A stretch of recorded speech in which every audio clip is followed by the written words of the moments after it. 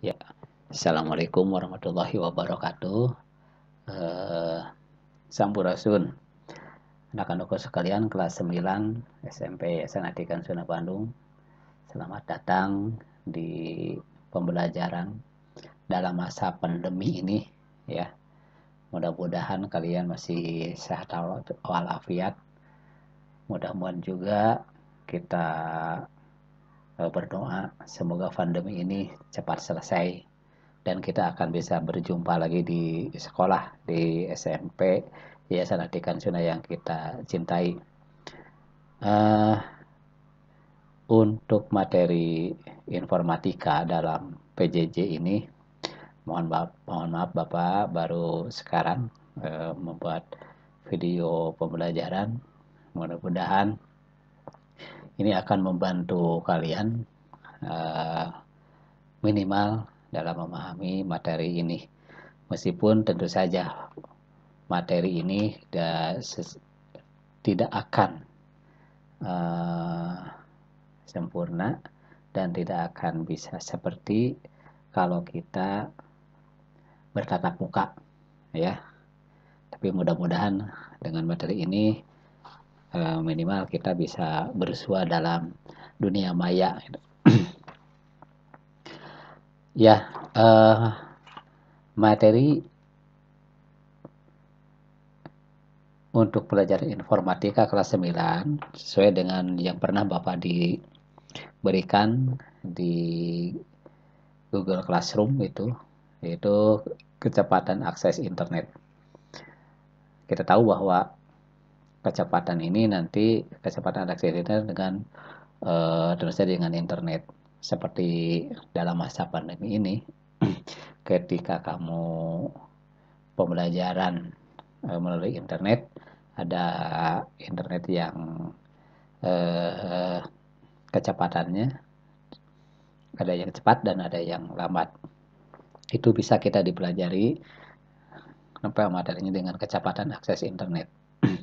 Ya coba nanti kalau kalian ingat, kalian buka, kalian pernah ditulis, dirangkum materi kecepatan internet, kecepatan akses internet ini bisa kita lihat sama-sama.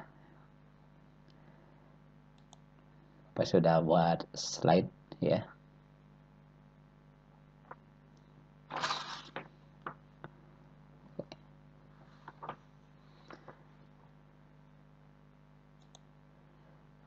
Ya, informatika kelas 9 untuk semester ganjil.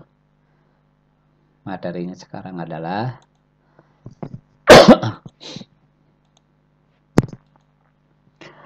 kecepatan akses internet. Oke, apa yang disebut dengan kecepatan akses internet? Yaitu suatu kecepatan transfer data pada saat melakukan akses melalui jalur internet. Jadi transfer data itu dilakukan pada waktu akses internet. Jadi kecepatannya bagaimana? Nah, ini juga nanti kita tergantung pada apa yang akan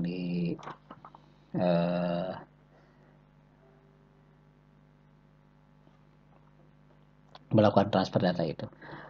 Kemudian kecepatan itu ada dua macam kecepatan akses internet.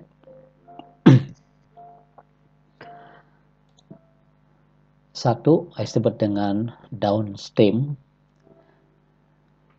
dan dua adalah upstream. Jadi ada dua macam kecepatan akses internet itu.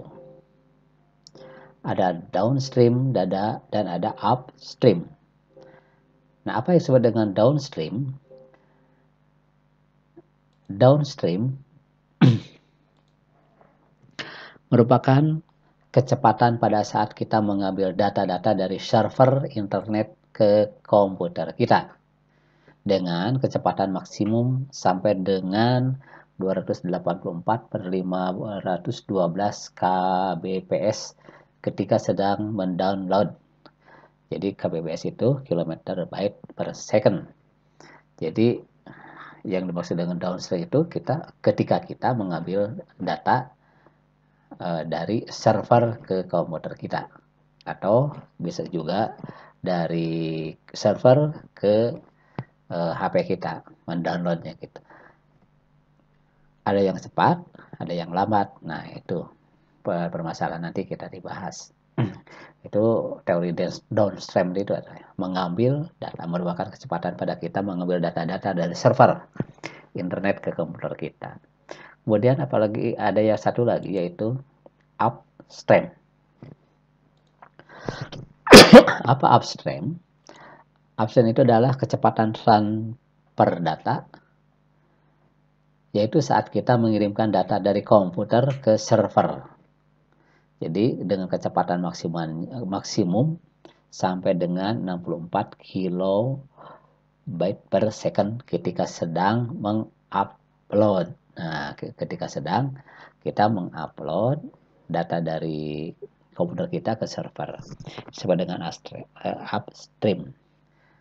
Sedangkan downstream ketika kita mendownload, mengambil data dari server ke komputer kita. Itu istilahnya ya. Nah, kemudian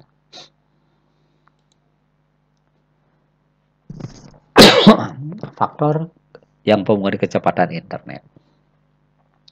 Ada beberapa faktor yang mempengaruhi kecepatan internet. Tadi yang di depan Bapak bahas bahwa untuk kalau kita membuka internet, kita mendownload data-data yang ada di internet ke komputer kita. Ada yang cepat, ada yang lambat. Nah, yang cepat dan lambat ini dipengaruhi faktor-faktor dalam akses kecepatannya. Apa saja sih faktor-faktornya untuk ketika akses internet ke kita itu cepat atau lambat. Nah, ini ada beberapa faktor yang mempengaruhi kecepatan akses internet. Satu, yaitu unit komputer. Nah, unit komputernya juga, apakah komputer kita sudah sesuai dengan speknya, ya.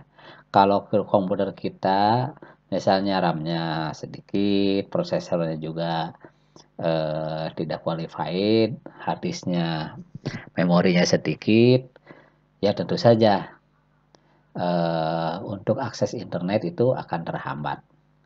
Dia komputer juga itu mempengaruhi sekali. Ya, kalau di HP ya HP juga mempengaruhi sekali. Jadi memorinya itu tergantung bagaimana besar dan kecilnya. Jadi satu unit komputer harus bisa mempengaruhi kecepatan akses internet. Itu ya. Kemudian yang kedua itu modem. Apakah modem juga? Ya. Kita tahu bahwa singkatan dari modem ada modulasi, demodulasi. Jadi modem ini satu unit, satu perangkat yang bisa merubah sinyal analog menjadi sinyal digital dan sebaliknya dari digital ke analog. Jadi kekuatan modem juga ya sangat berbeda-beda sesuai dengan kapasitasnya.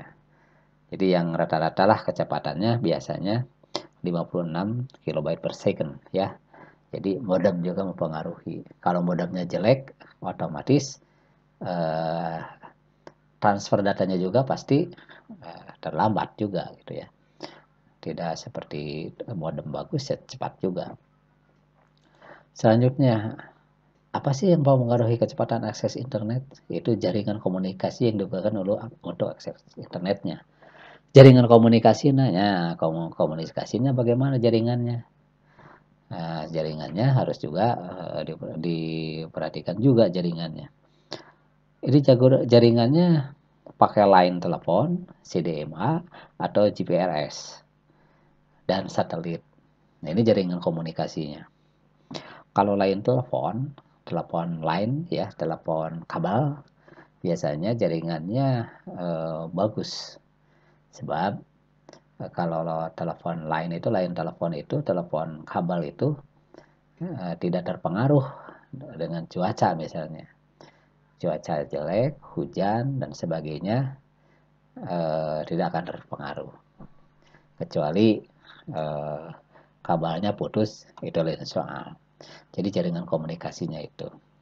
Kemudian CDMA, GPRS, nah ini biasanya dipengaruhi dengan cuaca. Kalau cuaca jelek dan eh, juga kualitas dari CDMA dan GPRS-nya juga jelek, pasti akan mempengaruhi akses internetnya. Gitu. Jadi sangat tergantung sekali. Dan yang bagus biasanya sekarang sudah pakai satelit ya, sudah pakai satelit. Jadi jaringan komuter itu sudah pakai satelit. Jadi akan cepat ini satelit. Jadi seluruh dunia kita sudah memakai satelit. Dan yang keempat adalah besarnya bandwidth. Nah, kalau besarnya bandwidth itu bandwidth adalah luas atau lebar cakupan frekuensi yang digunakan oleh sinyal dalam medium transmisi. Bandwidth biasanya diukur dengan satuan Hertz. Semakin besar bandwidth yang disediakan oleh ISP, maka semakin cepat pula akses internetnya. Jadi besaran bandwidth itu biasanya disediakan oleh ISP. Nah, bagaimana? Ya kita harus mengkomunikasikan dengan pihak ISP. ISP itu adalah Internet Service Provider. Jadi perusahaan yang menyediakan layanan internet. Seperti di kita ini ada Telkomnet, nah itu adalah perusahaannya atau Indosat. Nah, kita harus membeli ke sana ke service providernya untuk bandwidth-nya. Lebih besar bandwidth-nya, lebih besar juga kecepatannya akses internet. Jadi contoh seperti ini. Kalau jalannya lebar, pasti akses yang masuk ke jalan di sana akan cepat. Ya, contoh di sekolah kita, di depan sekolah itu kan ada jalan besar, jalan yang ramai sekali, Jalan Panghulu Haji Hasan Mustafa itu kalau diperlebar itu pasti tidak akan macet. Tapi sekarang lihat di depan, jalannya agak sempit sekarang. Sebab apa? Banyak yang menggunakan kendaraan. Ya seperti komputer juga gitu, bandwidth juga itu, transfer data juga. Semakin banyak yang menggunakan data ke sana, maka bandwidth-nya akan cepat penuh. Jadi dalam gini, kalau bandwidth-nya diperbesar lagi, jalannya dilebarkan lagi, ya tentu saja transfer dasarnya akan cepat sekali gitu. Beda dengan bandwidth-nya kecil. Jadi seperti itu. Jadi tergantung juga ya kalau kecepatan transfer datanya bagaimana, ukurannya bagaimana. Nah, tinggal kita bandwidth-nya diperbesar juga kalau ingin cepat data yang bisa diakses. Kemudian faktor yang lain juga yang tidak kalah pentingnya adalah jumlah pengguna yang mengakses server secara bersamaan. Nah, ada kasus seperti ini, contohnya seperti ini. Ketika kita membuka internet pada siang hari, pada jam kerja, jam sibuk, pasti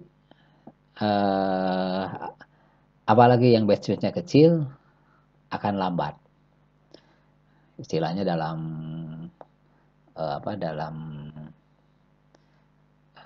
yang umum lah, loadingnya lilanya, loadingnya dilapisan. Ya, pada saat kita menggunakan akses servernya bersamaan. Jadi jam-jam sibuk kita menggunakan pasti sibuk, pasti macet. Gitu. Contoh lain seperti di jalan di depan sekolah kita pada jam tertentu pasti macet. Sebab penggunaannya bersama-sama. Misalnya begini, pada jam sibuk kantor pagi-pagi akan macet sekali. Dari jam 7 itu sampai jam 9 itu di depan sekolah itu pasti jalannya macet sekali. Sebab apa? Jalannya terbatas seperti itu, tapi penggunaan mobil itu, kendaraan masuk ke sana semua. Jadi akan macet. Ya, sama dengan di komputer juga. Ketika mengakses komputer itu bersama-sama, mengakses server itu bersama-sama, maka eh, akan ada pengaruhnya. Faktor kecepatannya akan terpengaruh. Tapi kalau kita, coba saja kalau kalian mengakses servernya atau menggunakan internet itu pada jam kosong, maksudnya jam-jam yang tidak banyak orang menggunakan akses internet. Biasanya dari jam 10 sampai subuh itu akan cepat untuk mengakses internet. Sebab ada yang pasti berkurang. Orang-orang malam-malam kan sudah istirahat. Nah itu, jadi ada 4 faktor yang mengurangi kecepatan akses internet itu secara umum ya. Lebih banyak lagi faktor-faktornya. Ini secara umum, yaitu satu unit komputer juga kita harus bagus, speknya harus bagus, modemnya juga eh, harus bagus juga. Jaringan komunikasi yang digunakan untuk akses internet itu pakai jaringannya apa? Ada layan telepon kabel, ada pakai CDMA, pakai GPRS atau satelit. Nah, tinggal bisa kita gunakan yang mana yang bagus. Tentu saja pasti eh, kalau ingin yang bagus, pasti harganya juga lebih mahal. Itu adalah ya hukum ekonomi seperti itu. Kemudian besarnya bandwidth. Jadi yang disediakan oleh komputer kita ini, jalannya ini untuk akses internet itu, kecepatan datanya kalau diperlebar pasti akan cepat. Ya, kecepatan akses internetnya. Kemudian yang 5 itu jumlah pengguna yang mengakses server itu secara bersamaan. Jadi kalau kita menggunakan secara bersamaan, pasti kecepatan kita akan terbatas. Tapi kalau menggunakan kita penggunaan akses internet itu pada malam hari, jam-jam tidak sibuk, pasti akan cepat. Itu ya faktor eh, yang mempengaruhi kecepatan akses internet. Kemudian nanti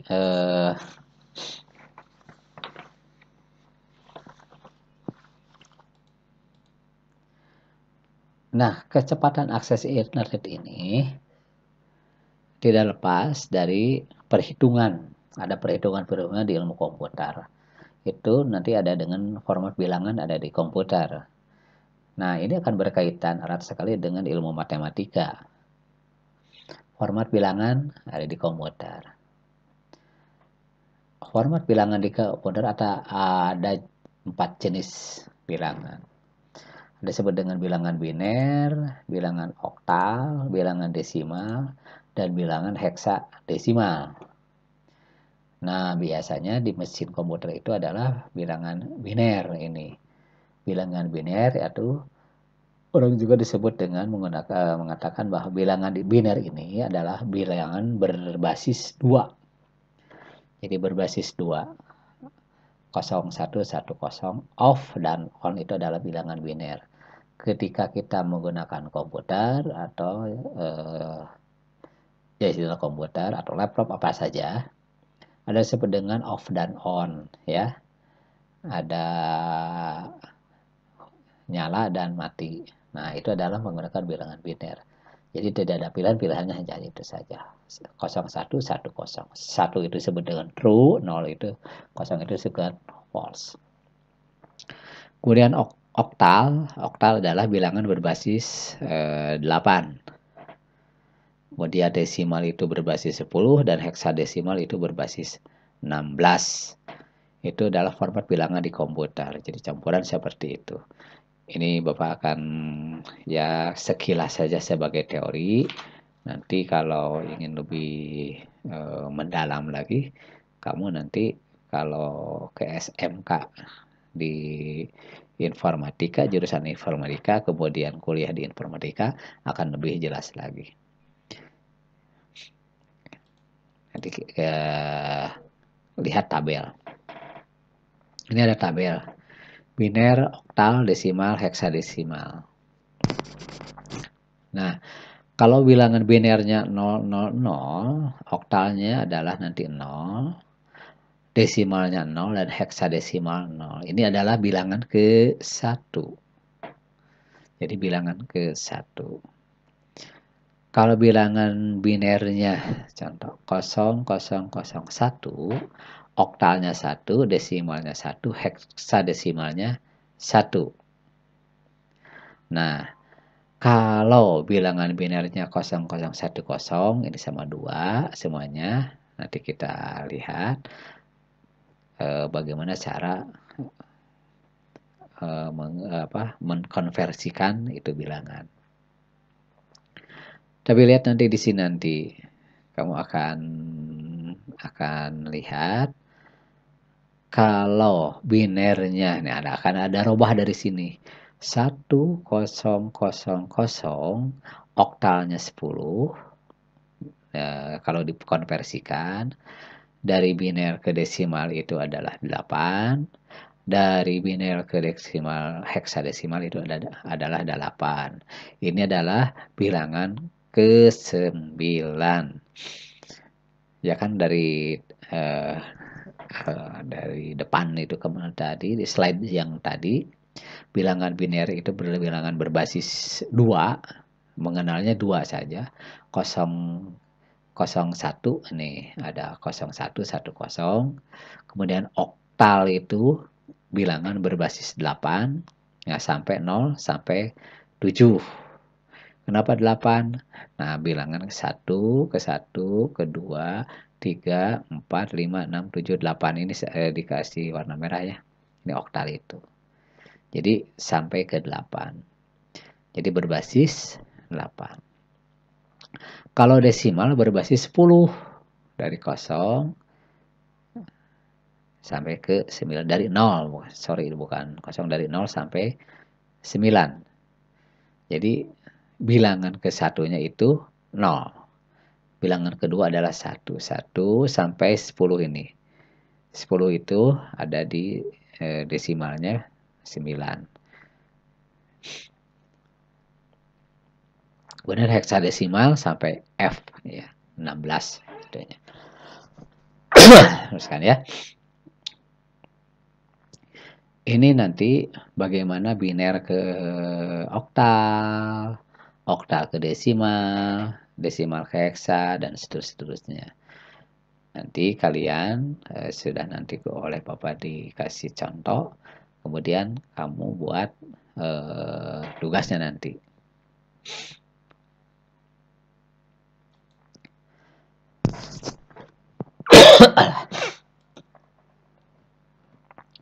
Konversi antar basis bilangan. Nah, tadi slide tadi kan oleh Bapak terangkan bahwa konversi format bilangan ada 4. Jadi dikonversikan ditransfer dari konversi dari bilangan biner ke desimal itu bagaimana gitu ya.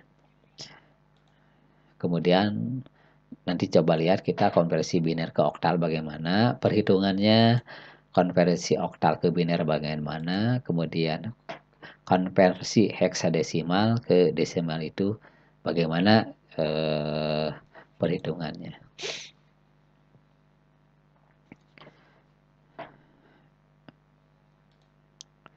Nah, Bapak akan berikan contoh sedikit konversi bilangan biner ke desimal.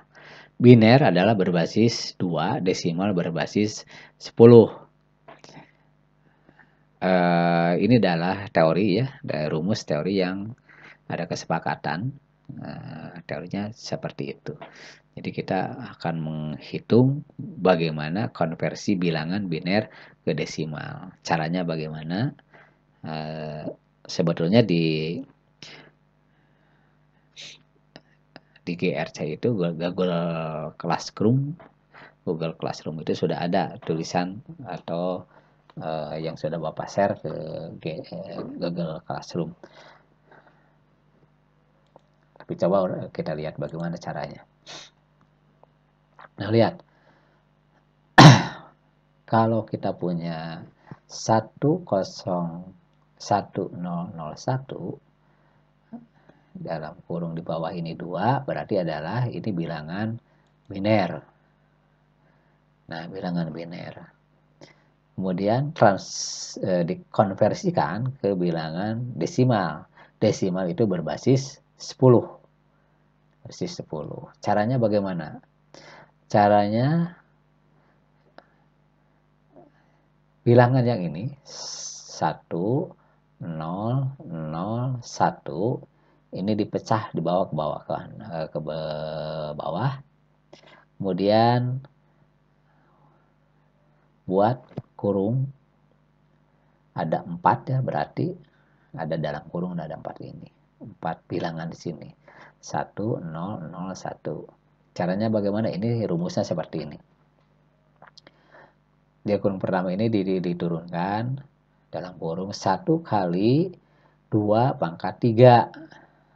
Nah, ini sih rumus ya, 2 pangkat 3 itu rumusnya. Ngambilnya dari mana? Ngambilnya dari ini. Lihat kalau 1001, 1 yang terakhir di sini, kamu harus ditulis pangkatnya 0. Ini pangkat 0, ini pangkat 1, ini pangkat 2, ini pangkat 3.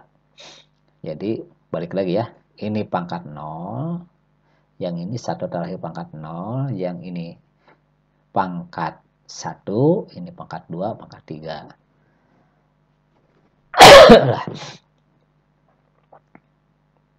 Coba lihat perhitungan bagaimana. 1 ini bawa ke bawah, kemudian dikali 2. Kenapa 2? Karena rumusnya ini, 2 ini. 2 itu adalah karena 2 bilangan biner. Bilangan biner itu berbasis 2. Ya. Jadi ini rumusnya sudah begitu. 1 dikali 2. Kenapa 2? Karena biner ini. Di pangkat 3, ya rumusnya 3. Carinya di mana pangkat 3? Ya dari sini.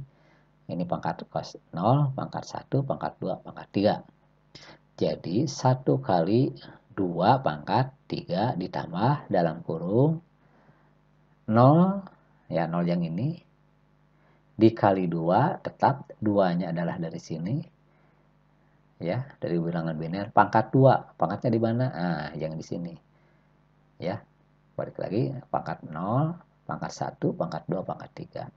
2 pangkat 2 ditambah dalam kurung lagi 0 dikali 2 pangkat 1. Ini 0 dikali 2 pangkat 1. Ditambah dalam kurung 1 dikali 2 pangkat 0. Jelas ya? Ada 4 kan? Ada 4 bilangan 1, 2, 3, 4 sini. Kurungnya juga ada 4 dalam kurung. 1, 2, 3, 4. Tapi untuk menentukan pangkat, kita dibalik dari sini. Jadi selalu dari belakang itu harus pangkat 0. Jadi seandainya nanti ada bilangan 1, 0, 0, 1 dan terusnya, nah kalian tinggal ditambah lagi.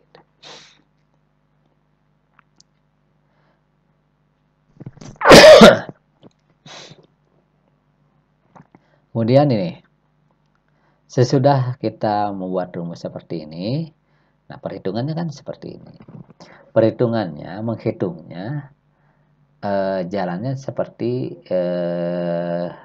tulisan di bawah ini. Jadi yang dikerjakannya itu apa? Yang dikerjakannya semuanya di dalam kurung, tapi yang pertama dikerjakannya adalah perpangkatan. 2 pangkat 3, 8. Hati-hati ya. 2 pangkat 3 bukan 6 tapi 8. Bagaimana disebut 2 pangkat 3, 8? Kita sudah tahu. 2 dikali 2 dikali 2. Jadi 2 kali 2 kali 2. Jadi 2-nya ada 3 tapi dikalikan. 2 kali 2, 4. 4 kali 2, 8. Jadi pangkat 8. Pangkat 2 pangkat 3 itu adalah 8. Penulisannya, ya ini 1 mah tetap. Ini kan belum di apa-apakan satunya. 1 dikali 8, 2 pangkat 3. Ditambah dalam kurung 0 kali 4. Jadi 2 pangkat 2 yang 4 ya. Ditambah 0 dikali 2. 2 pangkat 1 itu adalah 2. Dan terakhir adalah 1 dikali 2 pangkat 0. 2 pangkat 0 itu adalah 1. Itu kesepakatannya gitu di matematika itu. Jumlahnya berapa, angkanya berapa, tapi kalau dipangkatkan 0 adalah hasilnya 1. Sejuta pangkat 0 hasilnya adalah 1. 3 pangkat 0 hasilnya 1. Dan seterusnya. Jadi dipangkatkan 0 hasilnya 1. Kalau dikalikan 0 hasilnya pasti 0. Berapapun itu angkanya dikalikan 0 hasilnya 0. Tapi kalau dipangkatkan 0 hasilnya 1, itu bedanya. Nah, kalau kita sudah seperti ini, 1001 ini dikonversikan dari biner ke desimal. Nah, terus kita kerjakan lagi jajan yang ketiga. Nah, kita bisa dibuka sekarang. 1 kali 8 berapa? 8. 0 kali 4, 0. Ditambah 0 kali 2 berapa? 0. Ditambah 1. 1 kali 1, 1. Jadi hasilnya berapa? Hasilnya adalah 1001 di bilangan biner. Kalau bilangan desimalnya adalah 9. Kalau di bilangan desimalnya adalah 9. Sesuai dengan tadi lihat di tabel. Coba dilihat nanti di tabel. Dibalik lagi ya slide Bapak nanti. Kalau kamu diulang lagi bisa lihat. Jadi 1001 biner dikonversikan ke desimal menjadi 9. Kenapa 10 ini? Karena 10 itu adalah bilangan desimal. Di bilangan itu adalah berbasis 10. Di tabel kan lihat tadi bilangannya dari 0 sampai 9. Tapi berbasisnya adalah basis 10.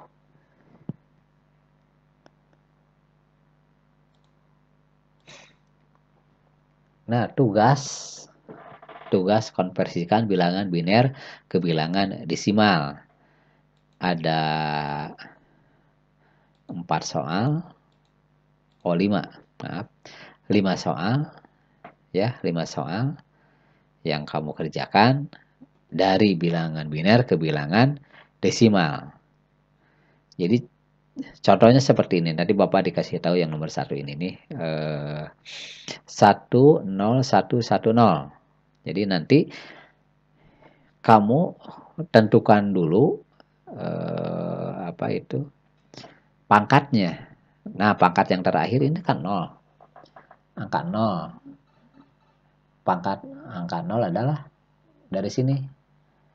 Pangkat 0, nanti yang ini pangkat 1, pangkat 2, pangkat 3, pangkat 4.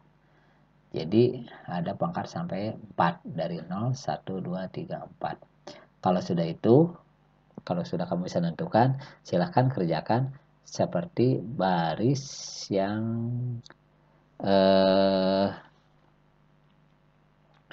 seperti baris yang ini. Ya, seperti baris yang ini.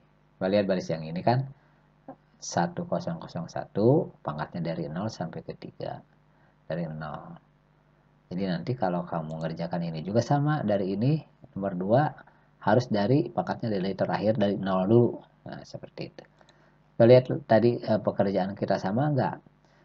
Konversi bilangan biner ke desimal itu 1001. Hasilnya adalah desimalnya adalah 9. Jadi ini tanda 10 itu adalah bilangan desimal. Dari tabel 1001. 1 mana 1 nih? 1 001. Nah ini bilangan yang ke-10. Hasilnya adalah desimalnya 9. Ya, desimalnya 9. Bilangan binernya 1001. Lihat dikonversikannya ini. Nah, 9. Jadi hasilnya seperti itu. Nah, nanti tugasnya jangan lupa ya. Tugasnya adalah konversikan bilangan biner ke bilangan desimal. Seperti pengerjaannya seperti ini. Selamat mencoba, selamat dikerjakan tugasnya. Kemudian kamu kerjakan di buku tulis informatika, ditulis, kemudian difotokan. Biasa difotokan melalui GCR juga boleh, melalui Telegram juga bisa. Atau sekali-kali kamu nanti menyerahkan buku tulisnya ke sekolah, tapi harus orang tua biasanya. Mudah-mudahan nanti Bapak bisa berbicara dengan pihak sekolah, kamu bisa nggak mengerjakan atau memberikan tugasnya melalui langsung ke kamu diberikan ke sekolah. Gitu ya. Mudah-mudahan pertemuan yang sederhana ini bisa sedikit membahas materi informatika. Nanti di lain waktu kita akan ditambah lagi materinya, bahasan materinya bagaimana cara mengkonversikan dari biner ke oktal dan oktal ke biner, dan baliknya dari desimal ke biner. Ini belum ya, dari desimal ke biner. Jadi bagaimana caranya nanti kita bahas lagi di pertemuan yang akan datang. Ya, itulah sedikit dari Bapak, materi dari Bapak. Mudah-mudahan ada guna dan manfaatnya untuk kita semua. Dan Bapak berharap kalian tetap semangat dalam menghadapi pembelajaran jarak jauh ini. Sama kalian juga capek, Bapak juga capek, boring juga sama. Ya, tapi semangat tetap harus kita pertahankan. Itu aja dari Bapak. Moga-moga anak-anak sekalian di SMP Sanatikan Sudah Bandung ini mendapatkan kesehatan dalam menghadapi masa masa krisis seperti ini. Terima kasih atas perhatiannya. Selamat mencoba dan jangan lupa kumpulkan tugasnya melalui sosial media. Apa saja bisa. Tapi yang paling bagusnya biasanya pakai Telegram lah, supaya kita kecek sama-sama ya. Terima kasih. Selamat berjuang sekali lagi. Assalamualaikum warahmatullahi wabarakatuh.